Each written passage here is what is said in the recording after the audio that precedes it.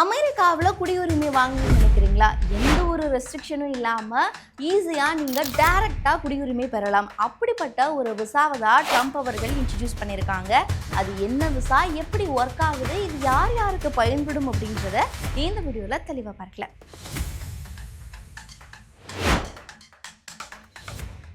America அப்படின்னு பார்க்கும்போதே எல்லாருக்கும், எல்லா வெளிநாட்டை சேர்ந்தவர்களுக்கும் அங்கே படிக்கணும், வேலை செய்யணும், இது எல்லாத்தையுமே தாண்டி அங்கே ஒரு ரெசிடெண்ட்டாக மாறணும், அங்கே நமக்கு ஒரு ஃபேமிலி உருவாக்கணும், அங்கேயே நம்ம தங்கணும் அப்படின்றது தான் எல்லாருடைய ஆசையாகவும் இருக்குது. அதுக்கேற்ற மாதிரி நிறைய விசாக்களும் இருக்குது. இது எல்லாருமே மக்கள் பயன்படுத்திக்கிட்டும் இருக்காங்க. ஆனாலும் டைரெக்டாக ஒரு குடியுரிமை பெறுறதுக்கோ, அங்கே ஒரு நிரந்தர குடியிருப்பாளராக மாறுறதுக்கோ எந்த ஒரு வழியும் இல்லாமல் இருக்கிறது ஒரு விஷயம் பார்க்கப்படுது. என்னதான் அங்கே ஒரு ரெசிடெண்ட்டாக மாறணும் அப்படின்றதுக்காக EP5 விசா இருந்தாலுமே அதில் ஏகப்பட்ட சிக்கல்கள் இருக்கிறது அப்படின்றத பார்க்க முடியுது. இந்த நிலையில் இப்போ கோல்டன் விசா அப்படின்றத ட்ரம்ப் அவர்கள் இன்ட்ரடியூஸ் பண்ணியிருக்காங்க.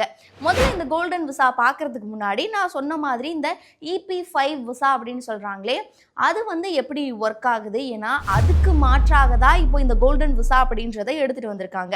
ஸோ முதல்ல அது எப்படி ஒர்க் ஆணுச்சு, எதனால் இதுக்கு மாற்றா இது வருது அப்படின்றத முதல்ல பார்க்கலாம். இந்த EB5 விசா அப்படின்றது முதல்ல இது ஒரு குடியேற்ற முதலீட்டாளர்கள் விசா அப்படின்னே சொல்லலாம். நீங்கள் இங்கே குடியேறணும் அப்படின்னா அங்கே இன்வெஸ்ட்மெண்ட் பண்ணி தான் உங்களால் அங்கே குடியேற முடியும். இது ஓவராலாக பார்க்கும்போது ஒரு கிரீன் கார்டு வாங்குறதுக்கான ஒரு விசாவாகத்தான் இருக்குது. கிட்டத்தட்ட 7 கோடி ரூபாய் வரலுமே நீங்கள் அமெரிக்காவில் இன்வெஸ்ட்மெண்ட் பண்ணணும். அங்கே இன்வெஸ்ட்மெண்ட் பண்ணி அங்கே ஒரு கம்பெனியை ரன் பண்ணி கிட்டத்தட்ட ஒரு 10 பேருக்காவது நீங்கள் அங்கே வேலை வாய்ப்பை உருவாக்கணும். அங்கே இருக்கக்கூடிய நபர்களுக்கு வேலை வாய்ப்பை குறைந்தபட்சம் 10 நபர்களுக்கு உருவாக்குனீங்க அப்படின்ற பட்சத்தில் இந்த விசா மூலியமா அங்கே நீங்கள் கிரீன் கார்டு பெறலாம். இந்த விசாவில் அமெரிக்காவில் இன்வெஸ்ட்மெண்ட் பண்ணுறது மூலியமா உங்களுடைய குடும்பத்தை சேர்ந்தவர்களும் அங்கே தங்க முடியும். உங்களுக்கு கிரீன் கார்டும் கிடைக்கும். மேலும் நீங்களும் உங்கள் குடும்பத்தை சேர்ந்தவர்களும் அங்கே என்ன வேணாலும் வேலை செய்யலாம், எங்கே வேணாலும் தங்கலாம் அப்படின்ற அதுக்கான ஆக்சஸையுமே இந்த விசா மூலியமா அமெரிக்க அரசாங்கம் கொடுக்குறாங்க. ஸோ இந்த மாதிரி தான் இந்த EB5 விசா அப்படின்றது ஒர்க் ஆனிச்சு. நம்ம இன்வெஸ்ட்மெண்ட் பண்ணுறோம், அங்கே வேலை வாய்ப்பை உருவாக்குறோம், அது உறுதி செய்யப்பட்டுச்சுன்னா நமக்கு அந்த விசாக்கான ஒப்புதல் கிடச்சி நமக்கு அங்கே கிரீன் கார்டு, அங்கே தங்கி வேலை செய்யறதுக்கான நிறைய அனுமதிகளும் கிடைக்குது. சரி, இதுக்கு மாற்றாக தான் இப்போ கோல்டன் விசா எடுத்துகிட்டு வந்திருக்காங்கன்னா, அப்போ கோல்டன் விசாவில் என்னென்ன இருக்குது அப்படின்றத பார்க்கலாம். இப்போ கோல்டன் விசா வாங்கணும் அப்படின்னா அதுக்கான கட்டணமாகவே 9 கோடி ரூபாய், அதாவது இந்திய ரூபாய் மதிப்பில் 9 கோடி ரூபாய் வரலுமே நீங்கள் இன்வெஸ்ட்மெண்ட் பண்ணி ஆகணும். அதோடைய கட்டணமாகவே இந்த 9 கோடி அப்படின்றத ஃபிக்ஸ் பண்ணியிருக்காங்க. ஸோ இந்த 9 கோடி நீங்கள் கொடுத்து அந்த கோல்டன் விசா வாங்கிட்டீங்க. அப்போ அதனால என்ன யூஸ் அப்படின்னு கேட்டிங்கன்னா, இந்த விசா வாங்கின உடனே உங்களுக்கு உடனடியாகவே பர்மனெண்ட் ரெசிடெண்ட்டாக மாற்றிடுவாங்க. ஸோ இந்த பர்மனெண்ட் ரெசிடெண்ட்டாக மாற்றினதுக்கப்புறமா 5 வருஷம் கழிச்சு நீங்கள் US சிட்டிசன்ஷிப்க்கு நீங்கள் விண்ணப்பிக்கலாம். ஸோ அதுவுமே அப்ரூவல் ஆகிடுச்சுன்னா நீங்களுமே யூஎஸில் ஒரு சிட்டிசனாக இருக்கலாம் அப்படின்றது தான் இந்த கோல்டன் விசாவோட ஒரு முக்கிய சிறப்பம்சமாகவும் இருக்குது. இப்போ நீங்கள் இந்த கோல்டன் விசா வாங்குறீங்க அப்படின்னா உங்களுடைய கணவனுக்கோ இல்லை உங்களுடைய மனைவிக்கோ இங்கே கிரீன் கார்டு அப்படின்றது கிடைக்கும். 21 வயதுக்கு குறைவாக இருக்கக்கூடிய உங்களுடைய குழந்தைகளுக்குமே இந்த கிரீன் கார்டு கிடைக்கும் அப்படின்றதும் இதில் ஒரு விஷயமா இருக்குது.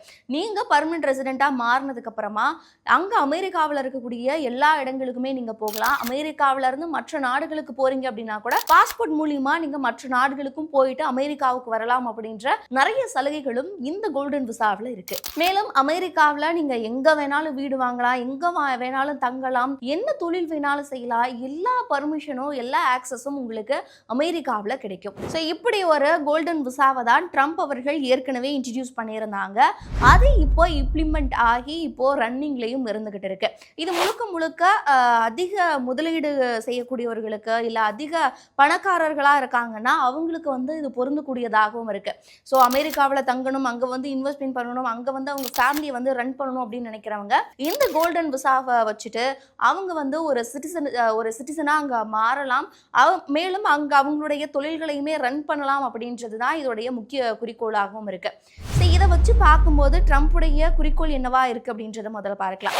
அதுக்கு முன்னாடியே H1B விசாவில் நிறைய சிக்கல்கள் வந்தது, நிறைய பிரச்சனைகள்லாம் வந்தது அப்படின்றது நமக்கு நல்லாவே தெரியும். இதில் H1B விசாவுடைய கட்டணத்தையே 1 கோடி ரூபாய் வரலுமே மாற்றிருந்தாங்க. H1B விசாவில் வரக்கூடியவர்கள் அங்கே வேலை செய்யலாம், ஆனால் மறுபடியும் அவங்களுடைய சொந்த நாட்டுக்கே திரும்பி போகணும் அப்படின்னு சொல்லியிருந்தாங்க. அதை தொடர்ந்தே வந்து இதோடைய கட்டணமும் வந்து 1 கோடியா மாத்திருந்தாங்க. இது எந்த நிறுவனம் வந்து ஸ்பான்சர் பண்றாங்களோ அவங்களும் 1 கோடி தான் கொடுக்கணும் அப்படின்றது இருந்தது. ஸோ அதனாலேயே வந்து நிறைய பேரை வந்து அமெரிக்காவுக்கு போக முடியாமலும் இருந்தாங்க. ஏன்னா 1 கோடி கொடுத்து ஒரு நபரை எடுத்து வேலைக்கு சேர்த்து அவங்களுக்கு வந்து சம்பளம் கொடுக்கணும் அப்படின்றது ஒரு மிகப்பெரிய டஃப்பான விஷயமாகவும் இருக்கு. ஸோ இப்படி இருக்கும்போது இதோடைய காஸ்ட்டையும் வந்து இன்க்ரீஸ் பண்ணிட்டாரு. ஸோ இப்போ இந்த மாதிரி ஒரு ஆஃபரும் கொடுக்குறாரு, எல்லா நாட்டை சேர்ந்தவர்களும் வரலாம் அப்படின்னா, அப்போ அவருடைய குறிக்கோள் என்னவா இருக்கு அப்படின்னா, இந்த மாதிரி பெரிய முதலீட்டாளர்கள், பெரிய பணக்காரர்கள் வந்து இந்த கோல்டன் விசா மூலியமா அங்க சிட்டிசனா மாறுறாங்க அப்படின்னா, அங்க அமெரிக்காவில் இருக்கக்கூடிய பொருளாதாரம் அப்படின்றது இன்க்ரீஸ் ஆகும். மேலும் அவங்களுக்கு வருவாய் முதலீடுகள் அப்படின்றது இன்னும் இன்க்ரீஸ் ஆகும். ஸோ அதனால வந்துட்டு ட்ரம்ப் அவர்கள் மற்ற விசாக்களை வந்து ரொம்ப ரெஸ்ட்ரிக்ஷன் பண்ணி மக்களை வந்து உள்ள வரதை வந்து தடுத்து நிறுத்துறாரு. மேலும் இந்த மாதிரி அவங்களுடைய அமெரிக்காவுக்கு இன்னும் வலு சேர்க்கக்கூடிய நபர்களை உள்ள இழுக்கணும் அப்படின்றதுக்காக தான் இந்த EB-5 விசாவும் இருக்கு, இப்போ இந்த கோல்டன் விசாவும் இருக்கு.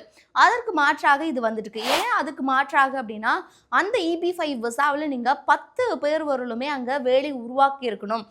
அப்பதான் உங்களுக்கு ஒரு பர்மனன்ட் ரெசிடென்ட்டா மாற முடியும் அப்படின்ற ஒரு இது இருந்ததுனால இது வந்து ஒரு சிக்கலா விஷயம் பார்க்கப்பட்டது. இப்போ அதை விட இன்னும் ஒரு 2 கோடி எக்ஸ்ட்ரா கொடுத்தீங்கன்னா நான் உங்களை உடனடியாக பர்மனன்ட் ரெசிடென்ட்டா மாத்திடுறேன் அப்படின்ற மாதிரி தான் இந்த கோல்டன் விசாவுடைய ஒரு ஒர்க் ஆகிற விஷயமாகவும் இருக்கு. ஸோ இந்த ஒரு விசாவை கார்ப்பரேட் நிறுவனமும் அவங்களுடைய ஊழியர்களுக்காக ஸ்பான்சர் செய்யலாம். ஆனால் அதுக்காகவும் அவங்க வந்து கட்டணம் செலுத்தணும் அப்படின்றதையுமே வந்து இதில் ஃபிக்ஸ் பண்ணியிருக்காங்க. மேலும் இந்த கோல்ட் கார்டு விசா வந்து இப்போ இம்ப்ளிமெண்ட் ஆயிடுச்சு. அதுக்கான ஒரு அப்ளிகேஷன் இப்போ போய்கிட்டு இருக்கு. அதுக்காக ஒரு வெப்சைட்டுமே கிரியேட் பண்ணியிருக்காங்க. trumpcard.gov. அப்படின்னு சொல்லக்கூடிய இந்த வெப்சைட்டில் வந்துட்டு நீங்கள் வந்து இந்த கோல்ட் கார்டுக்கும் வந்து விண்ணப்பம் செய்யலாம். ஸோ இப்போ இந்த கோல்ட் கார்டு பற்றி நம்ம எல்லாருக்குமே வந்து தெரிஞ்சிருக்கோம். இதை பற்றி நீங்கள் என்ன நினைக்கிறீங்க, இதில் வந்து யாருக்கு லாபம், யாருக்கு வந்து சாதகமாக இருக்குன்னு நினைக்கிறீங்க அப்படின்றதையுமே கமெண்ட்டில் பதிவிடுங்க.